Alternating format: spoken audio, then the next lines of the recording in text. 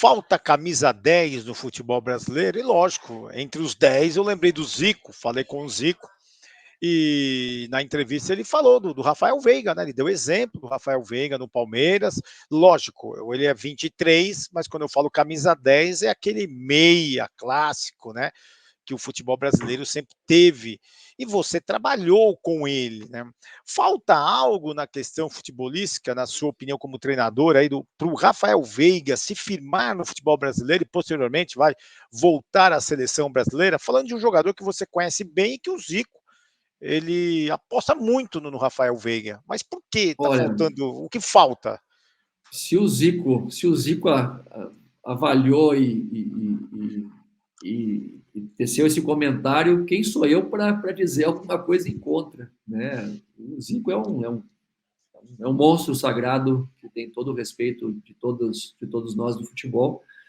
E eu tive a felicidade, né, de trabalhar com o Veiga durante uma temporada no Atlético Paranaense, saímos campeões da Sul-Americana juntos. E naquela altura, o Rafael Veiga estava emprestado pelo Palmeiras ao Atlético Paranaense e volta ao Palmeiras como um jogador, né, campeão. E quando ele volta ao Palmeiras também não joga pouco. Ele vem a jogar mesmo com a chegada do Abel. Com a chegada do Abel, ele toma esse ar de protagonismo, né, que ele acabou tendo com a gente também no Atlético Paranaense.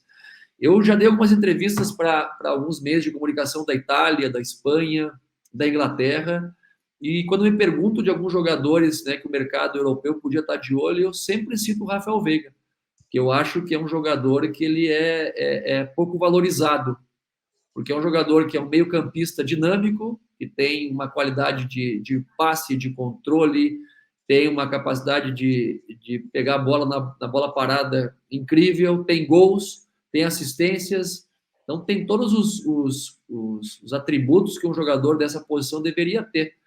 O que eu acho é que no Brasil a gente ainda espera que a gente vai encontrar outro Zico, outro Djalminha, outro Alex, né? E que o futebol, de forma geral, no mundo todo, não está priorizando essa posição. O futebol no mundo todo não prioriza essa posição. Se você pegar o Manchester City, eles não têm um 10 referencial onde a bola passa por todos. Outro dia eu escutava uma entrevista do Riquelme falando um pouco disso, né? O Riquelme, ele é de um período onde o jogo passava pelo 10, né? Antes de qualquer coisa, quem pensava o jogo era o camisa 10. E hoje, outros jogadores tomaram, né, também, eu não diria o protagonismo, mas se dividiu, né, as atribuições que eram mais individuais num jogo muito mais coletivo, mais dividido. Então, eu vejo hoje que o futebol mundial não tem 10, né? Porque a exigência física, a exigência de você ter jogadores que vão e voltam, que atacam uma área, que defendem a outra, aumentou tanto que esse jogador mais clássico acaba não jogando.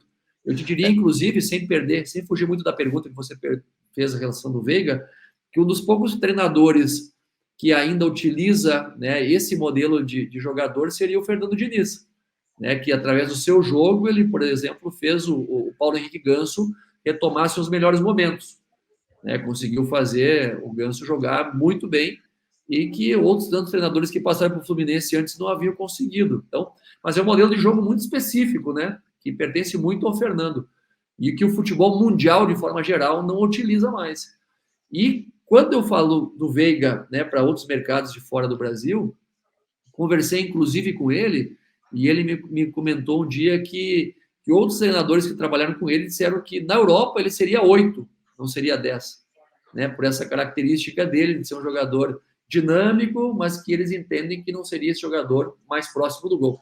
Não sei efetivamente a razão por quê, porque nunca trabalhei na Europa, mas eu vejo sim que o Rafael tem todas as condições, não só de fazer parte do plantel na seleção brasileira, como com a experiência que já adquiriu, campeão da Libertadores da América, jogos internacionais de todos os níveis, campeão brasileiro, campeão de Copa do Brasil, campeão sul-americano, com esse respaldo, ele poderia ter mais minutos da seleção e sim, poderia tranquilamente, na minha opinião, render fora do Brasil no mercado europeu. Você falou sobre inspiração, Abel Ferreira, Vojvoda. O que chama a atenção desses dois profissionais para você aqui no futebol brasileiro?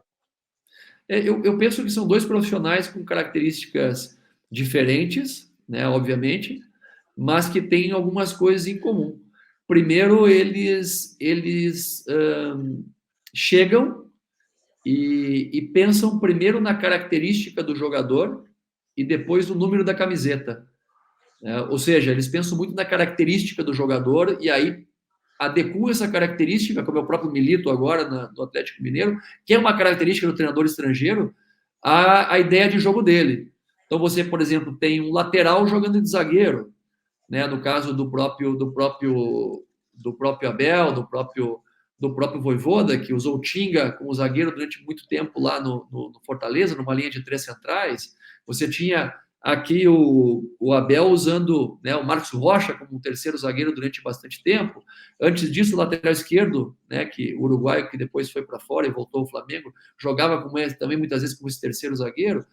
Jogadores de posições que às vezes um pouquinho diferentes, mas que as características se adequavam a outra posição. E depois disso, eu acho que um outro grande fator, porque através disso eles conseguiram resultados praticamente imediatos, é a mudança de jogadores a cada temporada, saída de jogadores, chegada de novos jogadores e a continuidade do rendimento. Né? Me chama muita atenção nesse processo do Palmeiras, do Abel, porque eu era treinador do Corinthians em 2020 e cheguei na final do Campeonato Paulista contra o Palmeiras, perdemos nos pênaltis. Essa final era o Vanderlei, o treinador, e eu tenho até hoje na memória que o banco de reservas naquela final, né, do Palmeiras estava Rafael Veiga, estava Scarpa, estava Rony e estava Bruno Henrique, né, que depois, jogadores que na chegada do Abel, e Rony e Bruno Henrique. E os jogadores que depois, com a chegada do Abel, todos praticamente passaram a serem titulares, né, da equipe. Então, e a partir disso, ele foi tirando jogadores que foram importantes naquele ano e que no ano seguinte não seguiram, né? Jogadores mais experientes, com mais idade, priorizando a parte física, a parte de força, de capacidade de competir. Eu lembro que chegou um momento que o Palmeiras tinha Luiz Adriano, Daverson e William Bigodes, 3 centravantes. E o centroavante do Palmeiras era o Rony. Então, a ele não importava quem era o jogador, e sim a característica. Por que eu falo disso? Porque é algo que a gente tenta fazer em alguns momentos, mas talvez por ser um treinador nacional, a gente é tido como professor Pardal, né? nessa mesma lógica. Eu lembro que no Botafogo eu utilizei o Danilo Barbosa como um central pela direita, com 3 zagueiros, e depois eu era tido como professor Pardal, né? Que eu estava inventando. Eu usei o Júnior Santos como centroavante e eu estava inventando, fora de posição. Mas depois chegam outros treinadores e fazem a mesma coisa e aí são tidos como pessoas que entendem ver o jogo de uma maneira diferente. Eu não quero personalizar isso, mas é dizer que essas pessoas que vêm de fora, eles vêm sem o vínculo emocional, vêm sem essa preocupação com o que se pensa no Brasil, né? E por isso também, sem essa preocupação, eles acabam tendo mais longevidade, porque eles não estão preocupados com o julgamento da imprensa, como vai influir isso no dia a dia, porque se as coisas não derem certo, eles pegam a sua mala e voltam para onde eles vieram, e a gente acaba, por ser da terra, né, fica ali absorvendo essa crítica e sendo rotulado durante muito tempo algumas coisas.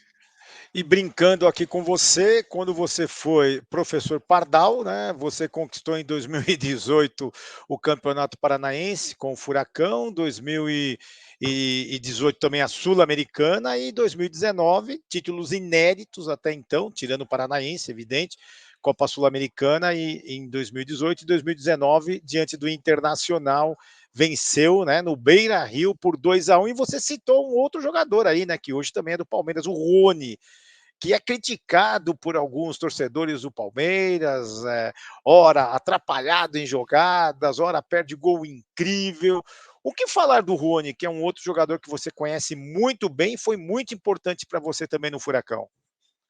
Essa trajetória que eu tive no Atlético foi muito marcante, né, pela conquista dos títulos. A gente conseguiu ter algumas experiências internacionais e nacionais que foram maravilhosas com esse grupo de jogadores que você, né, mencionou, o Veiga, o Rony, pelos 2 anos. A gente ganhou a Copa, a Levian Cup, a antiga Suruga Bank do Japão também, jogou uma final de Recopa com o River, fez uma Libertadores incrível. Naquele ano foi um ano maravilhoso. E o Rony foi um jogador que se destacou muito, muito, muito, muito naquela temporada. né? E chega ao Palmeiras como esse jogador de extremo, um jogador um ponta esquerda, um ponta direita, e acaba não tendo continuidade, não tendo na chegada dele não foi tantas vezes utilizado.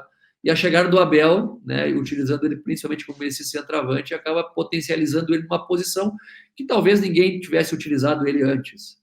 Então tem muito mérito do Abel nesse desempenho dele, e eu penso que como qualquer jogador, como qualquer pessoa, qualquer profissional na vida, a gente tem oscilações, altos e baixos, né? O Rony foi tão determinante para o Palmeiras em conquistas aí importantes, né, nacionais, internacionais, e quem sabe em algum momento que esteja passando agora não seja o momento ideal, mas é um processo, né, da vida, de desafios, de voltar a se adequar. O time vai mudando também, vai mudando a característica dos jogadores, quem sabe ele já não se complemente mais, né, como se complementava antes com seus companheiros, mas é um jogador extraordinário e uma pessoa ainda melhor, né? Um cara que representa em campo tudo o que ele passou, né, na sua vida pessoal para chegar até esse nível. Um jogador que todos já sabem a história dele, da onde saiu, os apertos que passou, né, para conseguir chegar nesse nível. E quando tá em campo, ele representa um pouco disso, porque é um cara que dá a vida, se esforça.